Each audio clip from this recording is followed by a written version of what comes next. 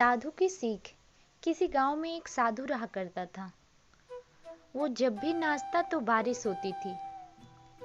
अतः गांव के लोगों को जब भी बारिश की जरूरत होती थी तो वे लोग साधु के पास जाते और उनसे अनुरोध करते कि वे नाचें, और जब वो नाचने लगता तो बारिश जरूर होती।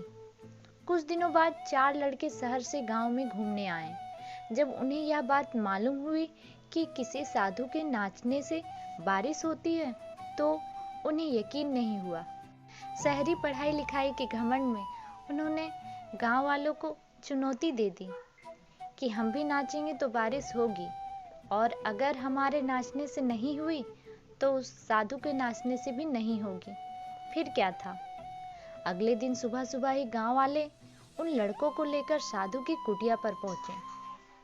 साधु को सारी बात बताई। फिर लड़कों ने नाचना शुरू किया।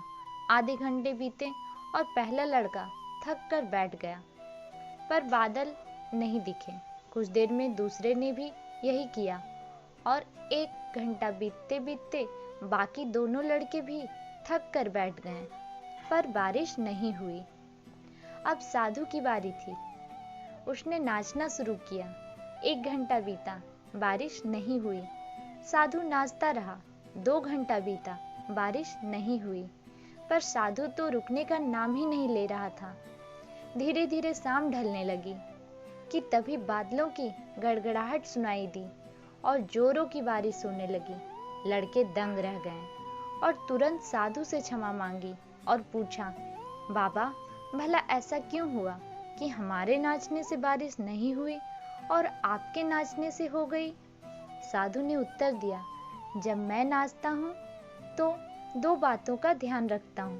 पहली बात, मैं ये सोचता हूँ कि अगर मैं नाचूंगा तो बारिश को होना ही पड़ेगा, और दूसरी ये कि मैं तब तक नाचूंगा जब तक कि बारिश ना हो जाए। सफलता पाने वालों में यही गुण विद्यमान होता है।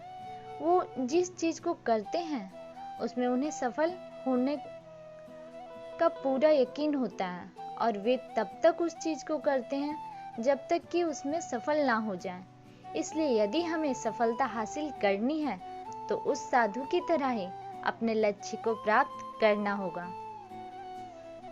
अगर ये वीडियो आपको अच्छी लगी तो प्लीज लाइक, शेयर, सब्सक्राइब और कमेंट जरूर करें। धन्यवाद।